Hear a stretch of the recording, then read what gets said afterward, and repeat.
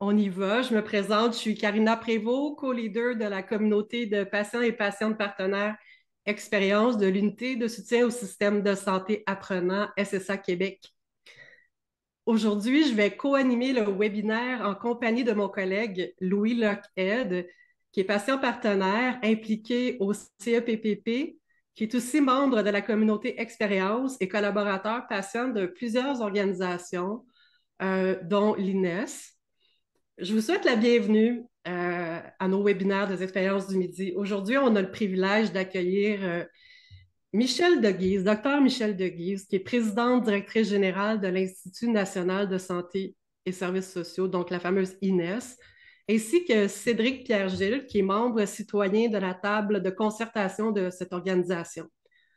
Ensemble, ils vont nous présenter différentes initiatives mises en place par l'INES pour développer le partenariat avec les patients, les citoyens, les professionnels et les gestionnaires dans les activités et la gouvernance de l'organisation. Mais avant de leur laisser la parole, j'aimerais ça vous les présenter brièvement. Cédric Pierre-Gilles travaille dans le milieu juridique, donc il est avocat depuis quelques années, mais il s'intéresse de plus en plus aux enjeux de société en matière de gouvernance et de technologie. Depuis bientôt 2 ans, il participe à la table de concertation de l'INES en tant que membre citoyen. C'est lui qui va vous présenter ça puis vous donner sa perspective un peu plus tard.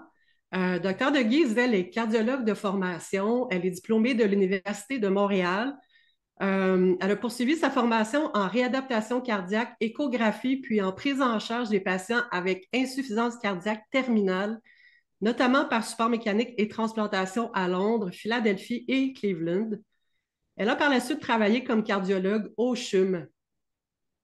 Après avoir complété une maîtrise en gestion à l'Université McGill, elle a successivement occupé, toujours au CHUM, les postes de directrice de la promotion de la santé, de directrice de la qualité de la promotion de la santé et de l'expérience patient, puis de directrice médicale adjointe responsable de la qualité et de l'évolution de la pratique. Dr de Guise s'est jointe à l'INES en juillet 2015 en tant que directrice de services de santé et d'évaluation des technologies. Elle occupe maintenant le poste de présidente directrice générale depuis juin 2022. Au nom de la communauté Expérience, je vous remercie beaucoup d'avoir accepté notre invitation et je vais vous passer la parole encore dans un tout petit moment. Avant, il me reste à vous transmettre quelques informations pour le bon déroulement de la rencontre. Il s'agit d'une formule où on va avoir des présentations d'une trentaine de minutes, puis d'une période d'échange avec nos invités. Comme je vous l'ai dit, ça va être enregistré, ça va être disponible sur le canal YouTube de l'unité de soutien SSA Québec dans quelques semaines. Vous constaterez que vos micros vont avoir été fermés, mais ils vont être réactivés à tout moment au moment de la période d'échange. Vous allez pouvoir à tout moment poser des questions, mais ces questions-là vont être gardées pour la fin, au moment de l'échange, pour ne pas briser le momentum. On vous invite à lever la main ou à les écrire dans la boîte de conversation, mais on vous avoue qu'on a un petit faible pour les échanges de vive voix. Par contre, si vous n'êtes pas à l'aise, bien sûr, on va poser les questions en votre nom. Et si vous le pouvez, bien sûr, on aime beaucoup quand vous gardez vos caméras ouvertes parce que c'est beaucoup plus agréable pour les présentateurs de parler à du vrai monde, même si c'est en virtuel. Donc, sans plus tarder, Cédric, docteur de Guise, je vous passe la parole. Merci. Merci beaucoup à tous. Cédric, est-ce que tu veux débuter ou tu souhaiterais que je débute? Comme tu préfères, je pense que si tu commences avec une petite mise en contexte de l'INES, Parfait. le mandat et tout, je pourrais enchaîner par la suite, là. Très bien. Alors, je vais partager mon écran. Dites-moi si ça fonctionne. Moi, je suis moins familière avec Zoom en général. Donc, faites juste me dire si vous voyez apparaître à l'écran la diapositive. Oui, Oui. C'est beau? Alors, bonjour à tous. C'est vraiment un plaisir d'être avec vous aujourd'hui. J'étais ravie de l'invitation, bien sûr, puis surtout de pouvoir faire ça en équipe avec Cédric. C'est encore un plaisir qui est décuplé. Je vais essayer d'aller rapidement pour laisser le plus d'espace possible aux échanges, bien sûr. Donc, ce que j'ai abordé aujourd'hui, c'est vraiment la participation des patients usagers, proches aidants, citoyens au niveau de l'organisation comme telle, et puis de voir un petit peu au niveau opérationnel comment ça se gère, puis comment ça arrive, ces belles choses-là, puis vous donner quelques concepts et des exemples bien concrets de ce qui a été fait. Bien sûr, ce n'est pas exhaustif, mais c'est pour illustrer. Qui suis-je? Ben là, vous le savez bien amplement avec la présentation que Mme Prévost a faite, donc je vais me permettre de passer. Sinon, de vous dire que je n'ai pas de conflit d'intérêt en lien avec la présentation d'aujourd'hui. Mais j'ai un petit conflit d'intérêt, c'est de penser qu'on est bien chanceux au Québec d'avoir un Institut national d'excellence en santé et services sociaux qui fait en sorte de rallier tous les savoirs possibles pour appuyer les prises de décision. Donc, je pense que c'est un petit joyau. Puis là, évidemment, j'ai tout le conflit d'intérêt du monde en disant ça. Mais vous allez voir le rôle qu'on peut jouer, puis l'importance de l'intégration des différentes parties prenantes et surtout celle des patients, des proches aidants, des citoyens dans tout ce beau travail. Qu'est-ce que l'INES maintenant? Ça, on va peut-être prendre quelques secondes pour mieux préciser ce qu'est cette organisation-là. C'est né d'une fusion, hein, souvent ça arrive comme ça. Aujourd'hui, on va connaître le dirigeant de l'Agence de Santé Québec. Donc, ça aussi, c'est une immense fusion. On est bien avide de savoir qui va gouverner cette belle organisation. Mais l'INES, c'est la résultante de la fusion entre le Conseil du médicament et l'Agence d'évaluation des technologies. Tout ça est arrivé en 2011. Ça s'est incarné par un projet de loi. La mission a été inscrite dans la loi de l'INES et c'est celle de promouvoir l'excellence clinique et l'utilisation efficace des ressources dans le secteur de la santé et des services sociaux. Je souligne qu'ici, il est extrêmement important, ce dernier segment de la phrase « services sociaux ». Toutes les agences de notre acabit à l'international n'ont pas cette mission d'intégrer la préoccupation des services sociaux, donc on en est particulièrement fiers.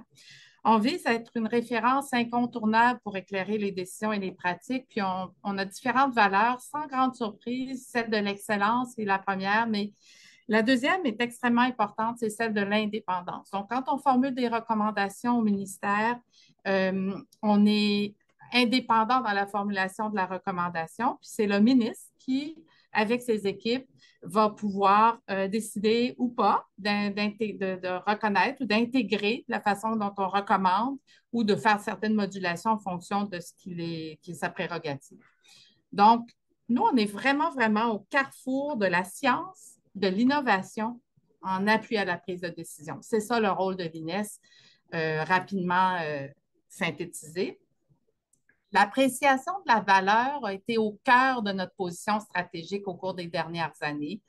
Donc, qu'est-ce que c'est la valeur? Bien, c'est une intervention qui va procurer, qui va contribuer à la triple finalité du système de santé et de services sociaux. Donc, qui va procurer aux patients une meilleure expérience de soins et de services, aux patients proches aidants, bien sûr, qui va viser à m'apporter des meilleurs résultats de santé, puis dans une optique quand même d'optimisation des coûts. Mais avec les années, on s'est rendu compte que cette triple finalité-là ne permettait pas de répondre tout à fait à tous les défis.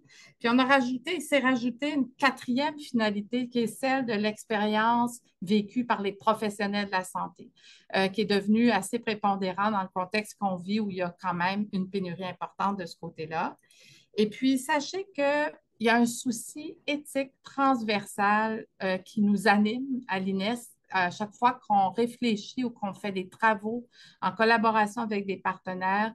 C'est ce souci de l'équité et le souci de la pérennité du système. Puis on est dans notre exercice de planification stratégique 25-28 là en ce moment. Et puis, vous allez voir que l'équité, la pérennité, l'inclusion, la diversité va prendre une dimension toute particulière dans les années qui viennent. Donc, étant donné que nous, notre travail, il est très scientifique, je pensais important de vous présenter un peu cette espèce d'organigramme de la gouvernance scientifique à l'INES. 300 employés, une majorité de professionnels scientifiques.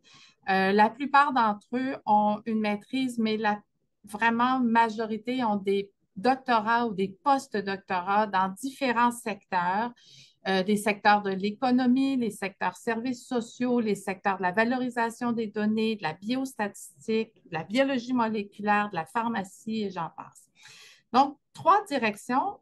Il y a celle des services sociaux où les dimensions, les thématiques prioritaires analysées ou évaluées sont celles des jeunes en difficulté et de leur famille, celles de la santé mentale, de la dépendance de l'itinérance.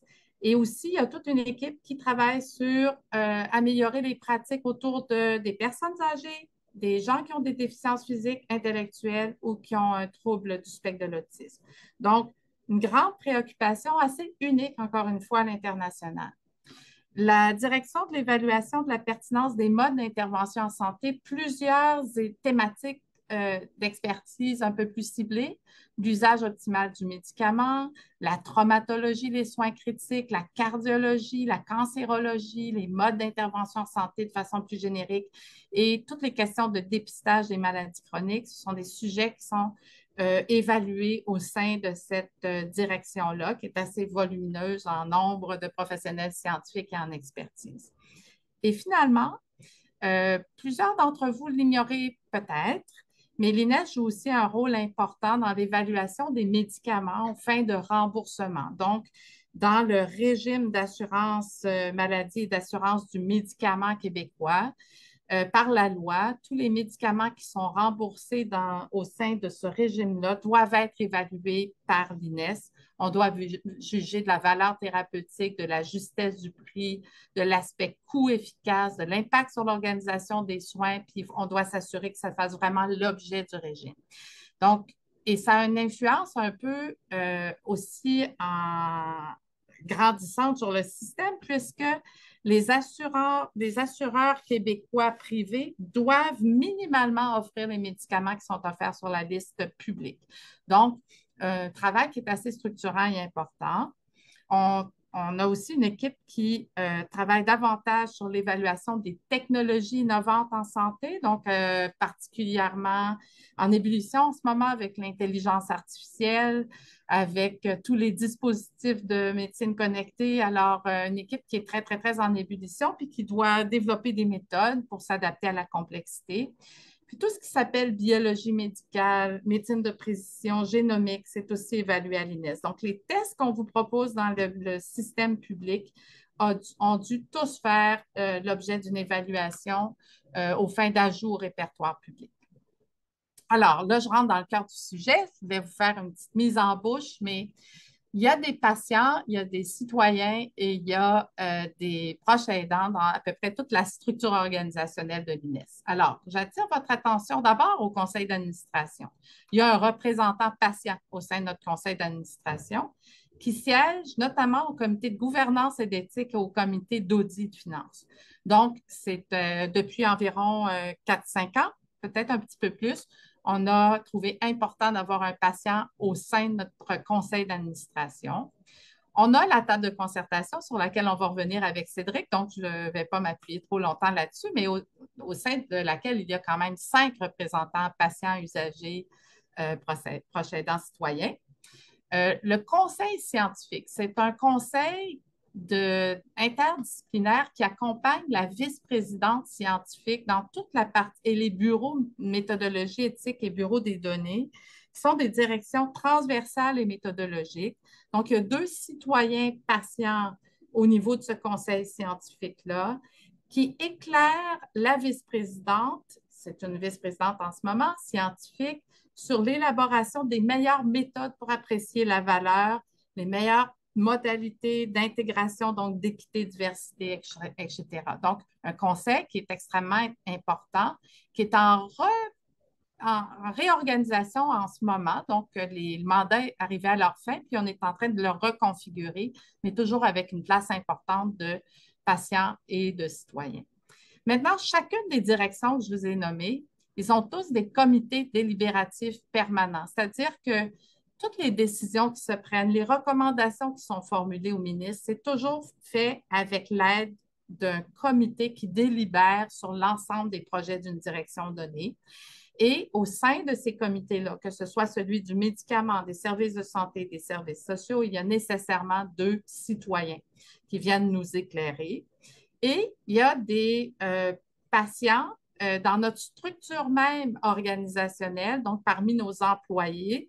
Il y en a un au sein du bureau métaux-éthique. M. Louis Loquette était un de ces patients partenaires-là dans le passé. Maintenant, on a un nouveau donc agent d'intégration de l'expertise des patients et des proches aidants dans notre bureau méthoéthique, qui est donc engagé pour travailler pour améliorer ses pratiques. Puis il y en a une aussi qui travaille à temps plein pour intégrer les perspectives patients dans nos travaux du côté du médicament. C'est une direction qui est énorme, où il y a énormément de volume, il y a beaucoup de questions très sensibles. Puis il y a une personne qui est engagée pour s'assurer qu'on puisse intégrer au mieux les perspectives des patients à ce niveau-là. Puis, un petit clin d'œil, mais on va y revenir, sur le fait qu'on a un panel d'usagers aussi qui accompagne les travaux de l'équipe des services sociaux. Donc, la participation dans la gouvernance, Cédric va en parler de façon plus étendue, mais dans notre loi constitutive, il était prévu qu'on ait une table de concertation. Et c'est à l'INES que revenait la préoccupation de déterminer le profil des personnes qui peuvent en faire partie. Dans la première mouture de l'INES en 2011, cette table de concertation-là, elle était formée des ordres professionnels et des fédérations.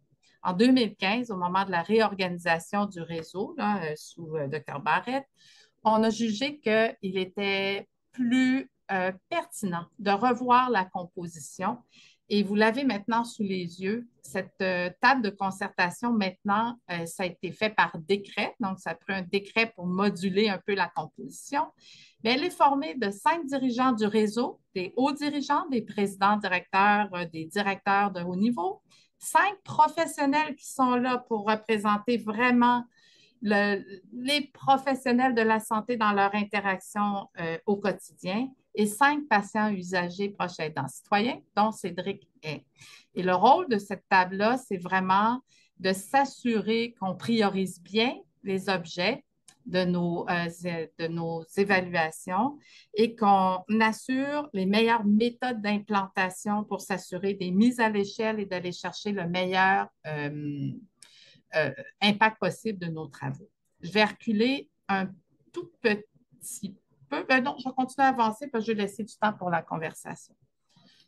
Donc, si on rentre dans la partie plus opérationnelle de nos travaux, on considère qu'il y a plusieurs façons d'intégrer les savoirs experts et expérientiels des patients, proches aidants, citoyens, usagers. Alors, on peut les consulter. On peut viser de travailler en collaboration avec eux, puis on peut viser à co-construire. Puis là, je viens de voir du coin de l'œil que Marie-Pascale Pommier vient de se joindre à nous. Et puis Marie-Pascale, elle nous a aidés à faire des pas de géant dans ces différents paradigmes de la consultation, collaboration ou co-construction ou co-création avec des patients partenaires ou des proches aidants et citoyens. Donc, dans les prochaines minutes, ce que je souhaiterais faire, c'est illustrer par 3 exemples des projets où on a soit beaucoup consulté, collaboré, voire même co-construit certains avis au ministre. Alors, le premier élément que je souhaitais vous souligner, c'est l'existence à l'INES de ce panel des usagers, qui est un panel permanent de 6 personnes, hommes et femmes, proches aidants et patients, qui nous accompagnent pour le cadrage des travaux, qui nous accompagnent pendant les travaux à réorienter, à bien interpréter l'impact de certaines recommandations, par exemple, sur l'expérience de soins qui est vécue par le patient. C'est un panel qui est extrêmement précieux à l'INES et inspirant à tel point qu'on souhaiterait peut-être répéter ce genre d'initiative puis avoir, qui sait, peut-être plus d'un panel d'usagers qui pourrait venir en appui à d'autres thématiques ou dynamiques. Marie-Pascale, qui donc, à qui je faisais référence il y a quelques minutes, a publié d'ailleurs sur les résultats et l'impact de ce panel d'usagers-là, à la fois sur la qualité de nos travaux, mais aussi sur l'expérience vécue par nos professionnels scientifiques à pouvoir travailler en collaboration avec un groupe comme celui-là. C'est donc une consultation extrêmement étoffée, très structurante, qui nous aide à avancer puis à aller chercher des recommandations qui puissent avoir un impact positif sur l'expérience de soins vécue par les patients.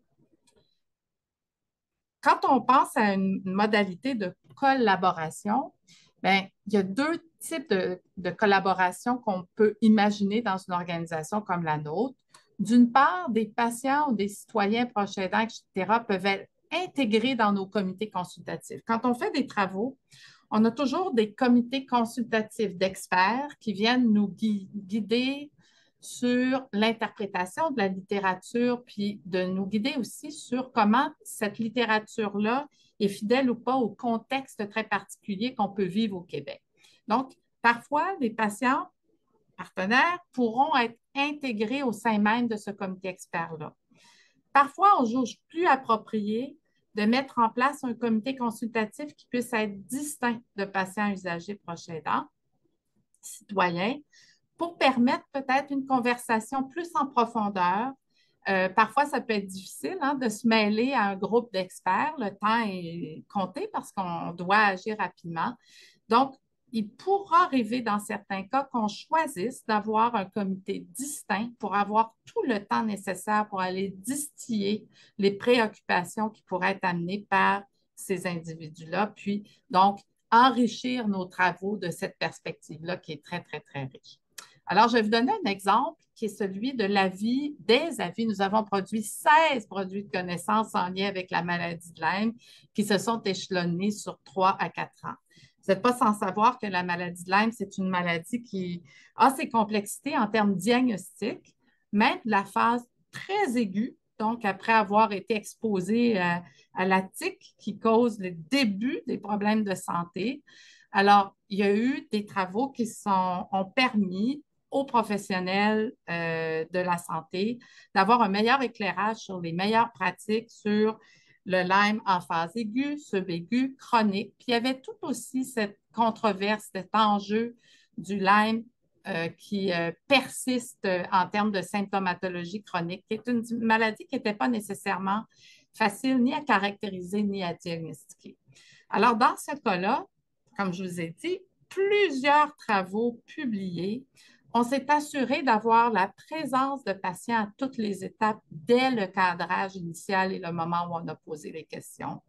On s'est assuré que les besoins et les perspectives des patients étaient pris en compte pendant toute la réalisation du mandat. Il y a eu des entrevues avec des patients avec des profils différents de la maladie à différents moments de la maladie. On a eu 2 patients qui ont reçu un diagnostic de maladie de Lyme qui ont été intégrés, comme je le disais tantôt, au comité consultatif, donc à titre d'experts de leur épisode de soins. Puis, on a consulté des représentations de 2 associations de patients. Alors là, on avait fait une intervention importante pour s'assurer qu'on puisse aller capter la préoccupation, puis bien, encore une fois, la distiller dans nos recommandations, qui ont pris toutes sortes de formes, les recommandations. Puis en ce qui concernait la maladie de Lyme chronique, les recommandations étaient plus de nature à dire, à un moment donné, il est plus important d'offrir des soins à des patients qui sont en errance diagnostique et de faire en sorte qu'ils puissent avoir accès à des centres d'expertise plutôt que d'essayer de trancher une question qui ne l'était pas, tranchable sur le plan scientifique, sur l'existence ou non de ces symptomatologies chroniques. Ça a donné lieu au Québec à des centres d'expertise en maladie de Lyme. Alors, et finalement, le dernier projet qui m'a tenu particulièrement à cœur, que je voulais vous illustrer, c'en est un où on a vraiment travaillé en co-construction avec les patients, puis c'est celui de l'avis sur le remplacement des défibrillateurs cardiaques. C'est sûr que moi, je suis une cardiologue de formation. Quand je suis arrivée, j'ai pris plaisir à travailler sur ce beau projet-là.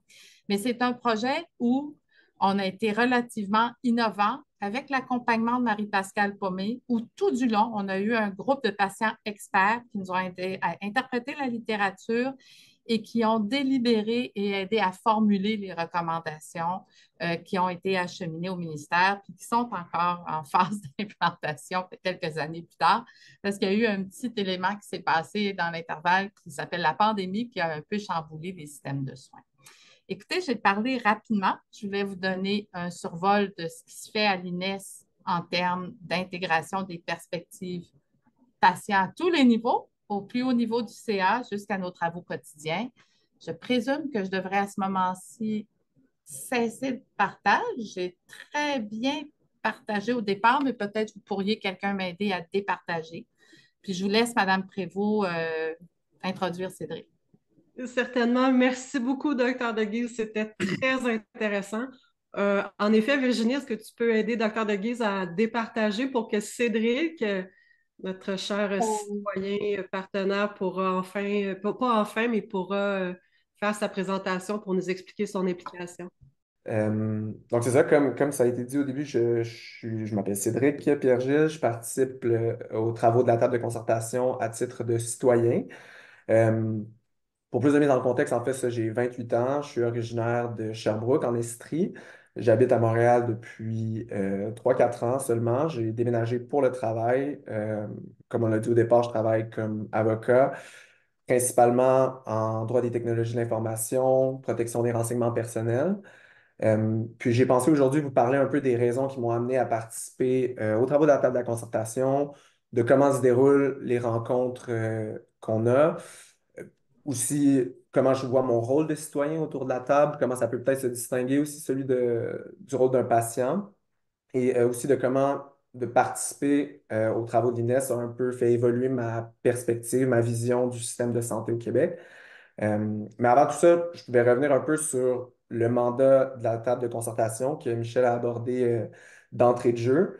Donc, le mandat de la table est double. Dans un premier temps, il s'agit de conseiller l'INES dans la détermination de sujets prioritaires à examiner.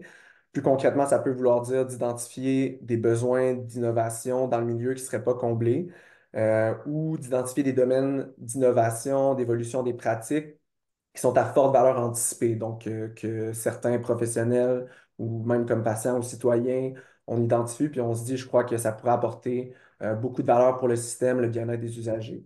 Dans un deuxième temps, le mandat de la table est de favoriser des approches concertées pour l'implantation des recommandations de l'INES.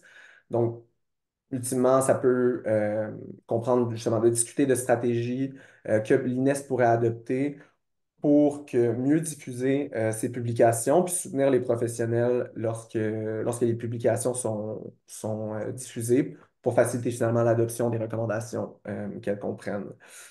Alors, c'est un peu ça pour le mandat de la table. Maintenant, pourquoi la table est-ce qu'elle est composée de professionnels, de gestionnaires, de patients et de citoyens? Michel a parlé un peu des raisons qui ont amené à revoir cette structure-là et cette composition-là. Puis justement, comme c'était évoqué, cette composition-là, ça vise à rassembler différentes perspectives complémentaires pour favoriser la création de valeur en santé et en services sociaux. Euh, Puis pour mieux comprendre comment ces différentes perspectives-là peuvent contribuer à l'amélioration des soins et services, je crois que c'est utile de se pencher sur les différentes dimensions que l'INES considère lorsqu'elle évalue ou apprécie la valeur d'une intervention. Encore là, Michel en a discuté. Ça se rattache finalement un peu à un énoncé que l'INES a établi, où est-ce qu'on établit justement 5 principes ou dimensions qui vont encadrer son processus d'évaluation.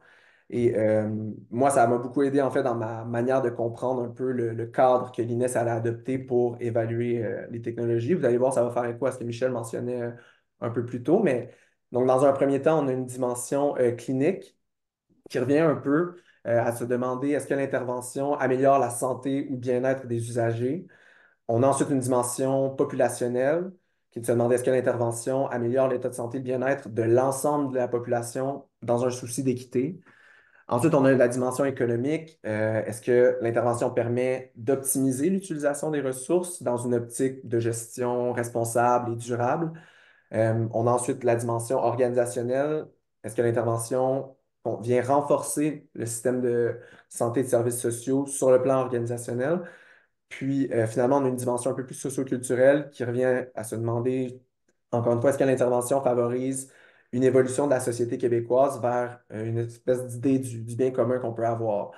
Fait que si on essaie de considérer toutes ces différentes dimensions-là pour apprécier la valeur d'une intervention, ça revient un peu à essayer de voir quels sont les effets que l'intervention peut avoir sur chacune de ces dimensions-là. Mais comme individu, ben, on n'est pas forcément apte à réfléchir à chacune de ces dimensions-là. On a un peu chacun notre paire de lunettes qui va influencer la manière dont on va déterminer si une intervention a de la valeur ou pas. Fait que si je prends un exemple plus très, très de base, là. Une médecin clinicienne, et elle est bien placée pour déterminer si le médicament qui est prescrit à son patient améliore son état de santé et son bien-être. Le patient aussi, lui, bien évidemment, est bien placé pour évaluer l'effet de la médication sur sa santé, son bien-être.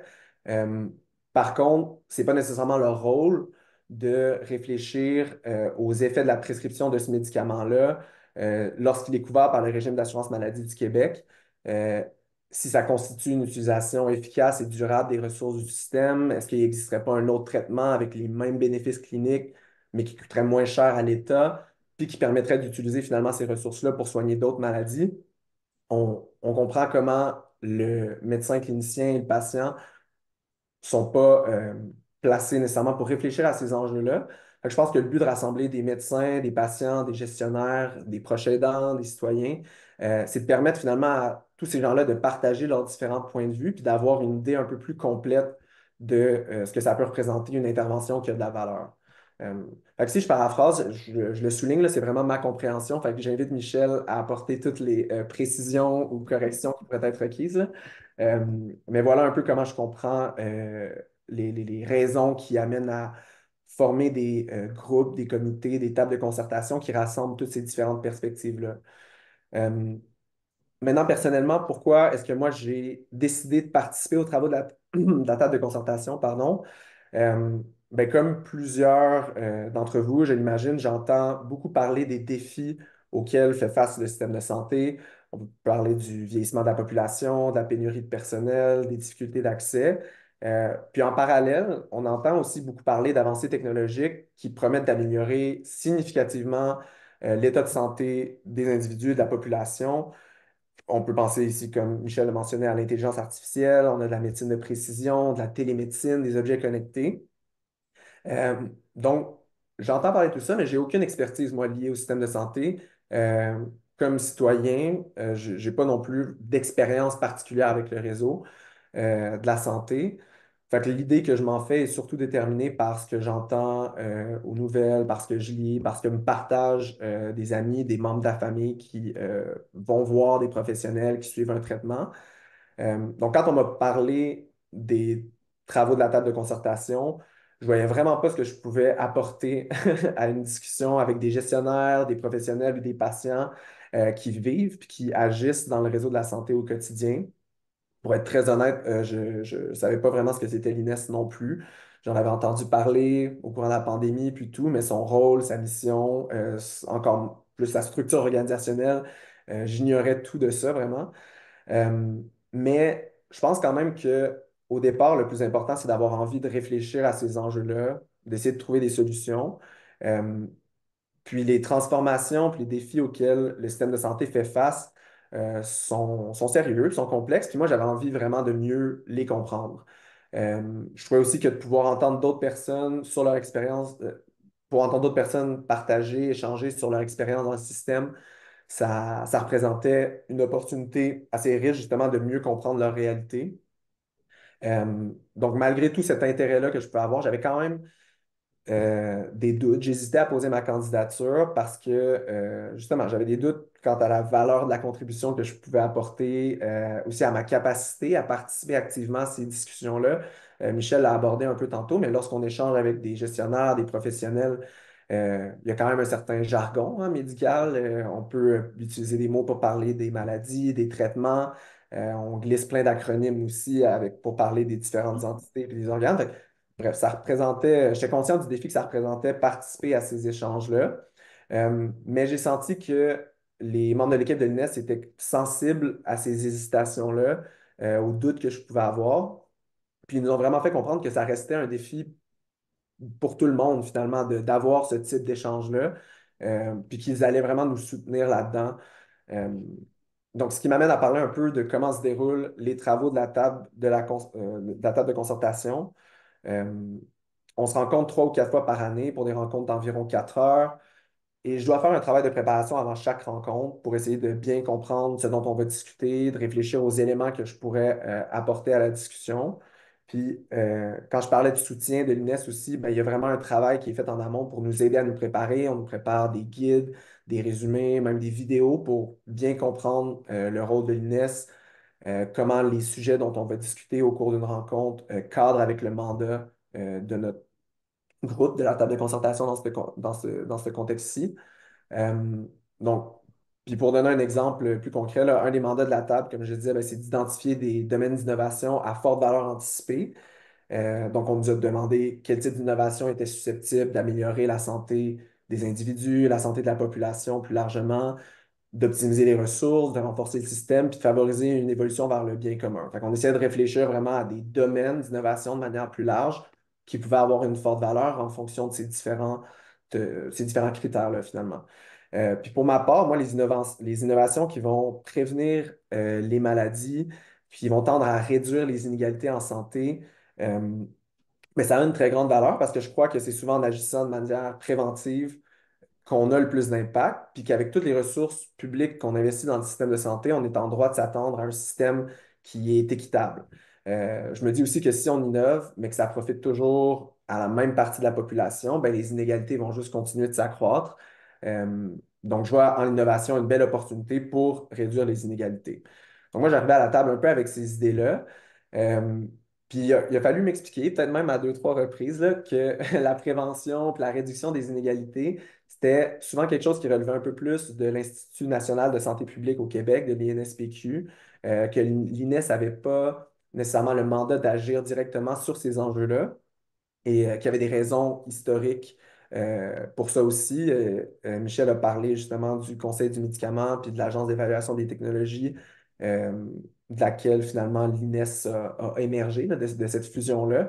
Donc, il y a une certaine expertise qui s'est développée avec le temps qui va venir délimiter un peu ou mieux identifier les leviers sur lesquels l'INES peut tirer pour avoir un impact dans le système de la santé. Donc, c'est ça, j'ai un peu appris à mieux définir ces différents rôles, puis qu'il fallait tenir compte des champs de compétences de chacune de ces organisations-là lorsqu'on voulait justement participer aux travaux de la table. Fait que, tout ça pour dire finalement que ça reste un apprentissage, et que ça reste un défi, je dirais, de participer activement aux discussions. Mais comme je dis, moi, je le vois vraiment comme un environnement super ouvert, je pense que les échanges qu'on a sont super sains, très riches. Lorsqu'il y a quelque chose qui m'échappe, je pose des questions, on y répond toujours de manière super claire. Puis fait que j'apprends à travers tout ça. Puis bref, je me considère super chanceux de pouvoir participer à ces échanges-là. Euh, Mais donc maintenant, un peu comment je vois mon rôle de citoyen autour de la table, ben, comme je l'évoquais au début, j'arrive avec une perspective assez différente de celle des gestionnaires, des professionnels qui interviennent dans le réseau vont avoir. C'est des gens qui, depuis plusieurs années, doivent prendre plusieurs décisions qui vont avoir un impact sur le système de santé ou sur la vie des gens ou des patients. Fait que ma perspective, d'une certaine manière, est un peu plus restreinte. Par contre, je crois que la perspective qu'on peut avoir comme citoyen, même si elle est un peu plus restreinte, elle peut quand même enrichir la discussion en servant un peu de contrepoids à, là, je mets des gros guillemets, mais à une forme de pensée clinique ou médicale, là. Euh, puis là, j'enlève absolument rien aux professionnels qui participent aux travaux de la table de concertation, mais comme l'équipe de l'INES nous l'expliquait un peu au cours des premières rencontres, travailler dans le réseau pendant plusieurs années, ça formate la pensée. euh, Puis donc d'avoir quelqu'un qui arrive un peu de l'extérieur avec son bagage d'expérience et tout, ça permet ben, justement d'apporter une perspective différente qui va pouvoir venir complémenter cette approche-là que peut avoir un professionnel qui pratique dans le réseau depuis 25 ans, là. Euh, Maintenant, on peut se demander comment est-ce que le rôle de citoyen se distingue de celui de patient, d'usager et de proche aidant, parce que un patient, un usager, proche aidant, ça reste un citoyen en toutes circonstances. Euh, D'abord, comme citoyen, ben, ma perspective, moi, sur les enjeux dont on discute dans le cadre des travaux de la table, ben, c'est vraiment issu d'une compréhension personnelle que je vais avoir des intérêts, des priorités, puis des valeurs collectives qui vont être en cause quand on discute d'un certain enjeu.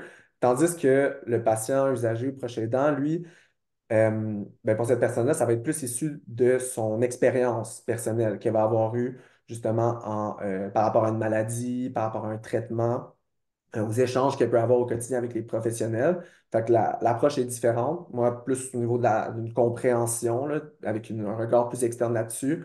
Puis ce qui est attendu, je pense, du patient usager proche aidant, vraiment plus le bagage d'expérience avec lequel il arrive.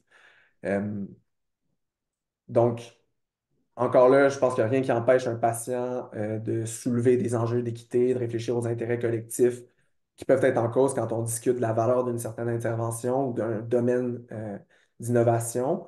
Mais quand même, comme je dis, je comprends que la contribution qui est attendue n'est pas vraiment la même, finalement. Euh, Maintenant, comment est-ce que la participation aux travaux de la table, ma participation a fait évoluer un peu ma vision du système de la santé? Moi, je dois dire qu'avant de participer à la table de concertation, je voyais le système de santé et de services sociaux comme une espèce de grosse machine assez complexe dont tout le monde dépend à des degrés différents, mais que personne ne contrôle ou comprend complètement. Puis quand je dis trop complexe, je ne veux pas dire qu'il fallait justement tout centraliser avec une structure super simplifiée.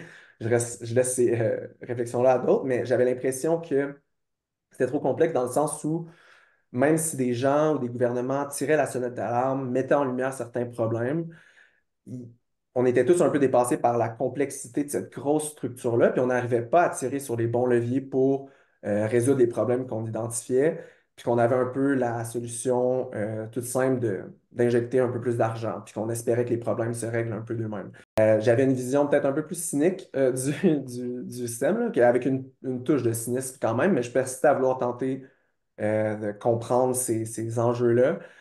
Puis depuis que je participe aux travaux de la table, finalement, je me rends compte qu'il y a plein de gens, plein d'organisations qui réfléchissent activement à ces enjeux-là. Il y a plein de gens qui veulent euh, trouver des solutions. Et finalement, ça m'a rendu pas mal plus optimiste, là, je dirais, pour conclure. Merci beaucoup. Merci. Alors, encore une fois, je me présente, Louis Lockett, je suis patient partenaire, proche aidant partenaire. Merci beaucoup, docteur De Guise et Cédric Pierre-Gilles, d'être présents parmi nous aujourd'hui. Merci pour cette présentation très intéressante et très claire. On sait comment les travaux de l'INES sont complexes. Alors, vous avez bien démontré ce qu'était l'INES.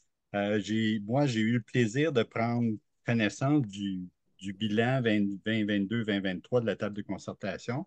Quand j'étais présent à l'INES, les travaux s'amorçaient, alors je n'avais pas eu le plaisir d'avoir de l'information là-dessus. Et j'ai eu une belle surprise aussi. Je vois qu'il y a une nouvelle direction à l'INES, direction médicale de l'évaluation et du soutien à l'amélioration des pratiques première ligne et services de proximité. Je ne sais pas, docteur De Guise, est-ce que vous pouvez nous en donner quelques mots? Tout à fait, merci beaucoup. J'allais dans la foulée de la conversation vous dire que cette table de concertation-là, elle a un réel rôle en termes de priorisation. C'est pas juste une table, hein, Cédric, où on s'échange puis on est dans la sphère conceptuelle tout le temps. Et ce qui est ressorti des premiers éléments de consultation, c'est à quel point l'INES devrait davantage prioriser des objets qui touchent la première ligne et les services de proximité pour s'assurer qu'on puisse y déployer davantage de meilleures pratiques, l'accessibilité, etc. Et un découlant direct de la table de concertation, ça a été la possibilité de monter un argumentaire pour convaincre, qui n'a pas été difficile, mais convaincre notre conseil d'administration de créer une nouvelle direction, qui est celle que vous venez de décrire, qui nous permet de déployer en ce moment, à la demande un peu de la table de concertation, des travaux pour être en appui à la qualité de la pratique en première ligne, ce qu'on faisait relativement peu ou de façon un peu plus échevelée avant. C'est une retombée directe de ça. D'accord, ben merci beaucoup. Alors, on va prendre les questions maintenant de l'audience, là. Il y a M. Denis Côté qui a la main levée. Bonjour, Monsieur merci Côté. Denis. Je suis agent d'amélioration continue à l'unité SSA. Puis, j'ai beaucoup d'intérêt pour la gouvernance en général. Puis, j'avais une question pour vous. Puis, il y a des éléments qui ont été mentionnés par Cédric, puis par vous, Michel. Alors, les gens qui se retrouvent, mettons, à la table de concertation, il y a des professionnels et des gestionnaires, il y a des patients partenaires qui ont des connaissances différentes et des enjeux de connaissances. Je dirais même qu'il y a il y a probablement des enjeux de pouvoir, là. Quand un gestionnaire arrive dans une table de concertation, il peut avoir un déséquilibre. Puis comment en arrivez-vous à prendre des décisions qui font en sorte qu'il y ait des perspectives qui ne sont pas mises de côté? Euh, ouais, c'est un petit peu ça ma question. Comment vous prenez des décisions? Comment vous en arrivez là pour tenir compte des perspectives de tout le monde? Ben, j'aurais quasi envie de confier cette réponse-là en premier lieu à Cédric pour que lui il puisse nous dire s'il a l'impression qu'il est dans cette tension de pouvoir-là. Puis, est-ce que vous permettriez, pas pour me défiler de la question, je pourrais continuer à répondre après, M. Côté. Ah oui, ben oui, oui, mais oui, en fait, là-dessus, sur ces espèces de dynamiques de pouvoir-là, ben, je dirais clairement, lorsqu'on discute d'enjeux dans le système de santé qui peuvent naturellement devenir plus pointus, ben, il y a des tensions au niveau peut-être des connaissances, du langage qu'on peut avoir pour exprimer nos idées puis échanger. Mais de là à parler de dynamique de pouvoir dans les échanges, moi, je ne ressens aucune pression là, qui pourrait limiter, par exemple, le propos que je pourrais essayer d'apporter à la table parce qu'il y a un gestionnaire, puis je ne voudrais pas le froisser. Puis là, encore là, c'est ma vision très personnelle, mais je ne sens pas cette tension-là. Mais comme vous le soulignez, il y a quand même certains déséquilibres là, dans les connaissances qu'on peut avoir lorsqu'on discute d'enjeux super pointus. Après, comment ça impacte la prise de décision au niveau de la table? Peut-être que je laisserai ce volet-là un peu plus à Michel, mais j'ai quand même l'impression on arrive à évoluer dans nos idées collectivement sans être trop contraint là, par ces différentes tensions-là qui pourraient exister. Ben oui, ben merci beaucoup, Cédric, d'avoir amorcé la réponse comme ça. D'abord, le premier élément de la réponse, c'est de dire qu'on a vraiment insisté, on trouvait important d'avoir 5 représentants citoyens et patients.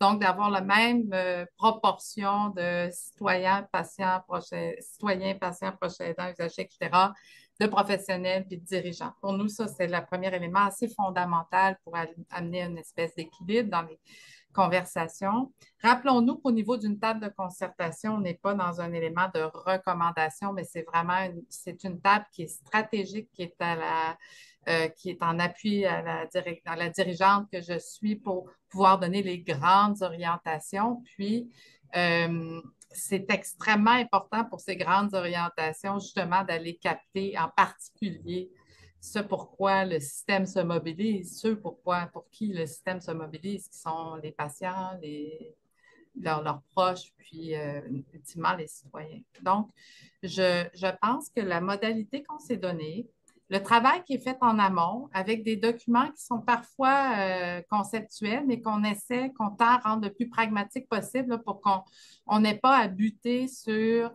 un univers de technocratie, là, de trop technique, puis qu'on puisse approfondir certains éléments. C'est ce qui facilite là, la conversation. Puis, encore une fois, c'est une table d'influence sur la priorisation à haut niveau, puis une table d'influence sur comment on peut amener une meilleure implantation et des changements, au final, assez concrets. Je ne sais pas si je réponds, mais l'équilibre, l'espace de parole qu'on anime, la préparation aux rencontres sont autant d'éléments pour nous qui sont importants pour assurer une voix, donner la voix aux patients, aux citoyens, etc. Merci pour votre réponse. Maintenant, on a une question de Nicole Tremblay. Madame Tremblay, on ne vous entend pas. Pas encore. Problème de micro? J'arrive. Je m'excuse d'avance si vous entendez du bruit. On est en train de refaire la toiture. D'abord, je voulais juste dire à Cédric que pour avoir travaillé dans le réseau de la santé pendant plusieurs années, je suis patiente partenaire. Puis oui, peut-être qu'on est formaté, mais en même temps, quand on s'implique comme patient partenaire, c'est la bonne occasion de changer les choses qu'on n'a pas pu changer quand on travaillait justement parce qu'on avait des limites. Fait que ça aussi, c'est un bon atout parce on a une expérience différente. Et je voulais savoir, quand vous parlez citoyens, usagers, partenaires, est-ce que vous parlez des entités? Est-ce que vous travaillez avec les comités d'usagers ou c'est des appellations que vous avez de différentes? Puis ma dernière question, est-ce que la loi 15 va changer dans votre organisation. C'était tout. Ben, peut-être juste là-dessus, je ne sais pas si la question par rapport à la référence aux patients, usagers, proches aidants, ça réfère à ce que moi j'évoquais dans ma présentation. Lorsque moi j'en parlais, je parlais vraiment des individus autour de la table. Ah, Pour ce qui est des partenariats que l'INES pourrait avoir avec les différentes associations, je vais laisser Michel poursuivre. Madame Tremblay, on réfère, nous, on est relativement peu en lien à ma connaissance, là, parce qu'évidemment, je n'ai pas toute la maîtrise fine. Peut-être que Marie-Pascale l'aura encore plus que moi, mais on a relativement peu de contacts étroits avec les comités des usagers, hospitaliers. Peut-être une voie qu'on pourrait emprunter davantage, mais on a vraiment une a priori pour aller chercher le patient et son proche dans une expérience de soins, souvent pour un parcours de soins donné. Donc, ça, c'est. Puis, fait que je ne sais pas si cette portion-là vous satisfait, mais c'est vrai qu'on oui. a, contrairement en Europe, par exemple, ou en France, où il y a une grande force des comités des usagers, ici, nous, on va plutôt vers les associations de patients, puis probablement parce qu'on est attaché à l'expérience vécue autour d'un parcours de soins donnés. La loi 15, ben ça, c'est une bien bonne question. On pense que ce sera une opportunité pour l'INES d'une part, de travailler, de continuer à appuyer le décideur qui est le ministère sur les grandes orientations, les grandes politiques, les meilleures modalités d'amélioration de la performance des systèmes, etc. Donc, puis aussi auprès de l'agence pour harmoniser les pratiques, émuler les pratiques, viser davantage vers la pertinence des soins, des actes, mobiliser les patients, les professionnels autour d'une plus grande pertinence. Ça semble être quelque chose qui pourrait très bien mobiliser l'INES pour les prochaines années. Donc, on n'anticipe pas d'enjeux de notre côté, on anticipe des clientèles légèrement différentes puis adaptées, vraiment. Merci. Merci pour vos questions et réponses. Maintenant, on a une question de Mme Louise Gagné. Madame Gagné?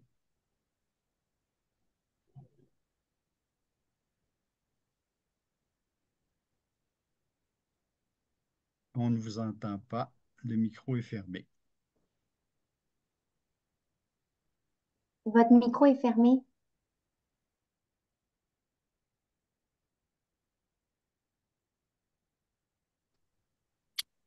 Ah, je pense que ça devrait fonctionner. Madame Oui, Gagné? ça va? OK.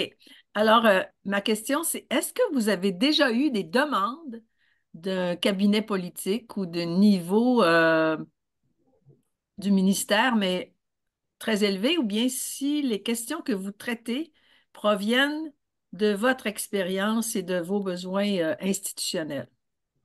C'est une bonne question, ça, Madame Gagné.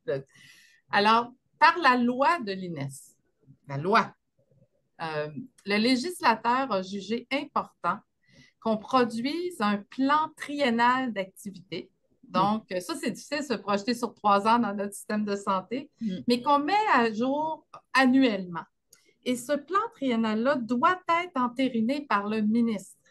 Donc, contrairement à d'autres instituts apparentés, là, que je nommerai pas, on a peu cette opportunité d'autosaisine sur des sujets qu'on pourrait. Par contre, il arrive régulièrement que notre proximité au réseau des professionnels, des patients, fasse émerger des sujets. Et puis là, nous, on les remonte, on les ramène sous forme de ce qu'on appelle un plan d'affaires, puis de projets dont on va valider la pertinence auprès du ministre. Mais par notre loi constitutive, nos travaux doivent être annoncés dans un plan qui est, comme je dis, entériné par le ministre. On ne travaille pas avec les cabinets. Nous travaillons par contre avec les équipes ministérielles pour prioriser, pour être en mesure de bien répondre aux enjeux décisionnels. Donc, on n'a pas de proximité aux politiques. Nous avons une proximité aux politiques de santé, donc aux gens qui gèrent le système. Je ne sais pas si ça répond. Je peux passer une sous-question. C'est que ça serait intéressant que vous proposiez que vos plan d'affaires ou élément du plan triennal soit énoncé une fois ou l'autre dans la bouche du ministre. C'est-à-dire que, parce qu'actuellement, ces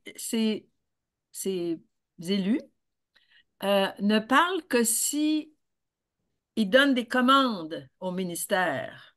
Ce qui est vrai, là, dans les faits, là, c'est eux qui donnent les ressources puis qui fournissent les demandes ministérielles. Là. Bon.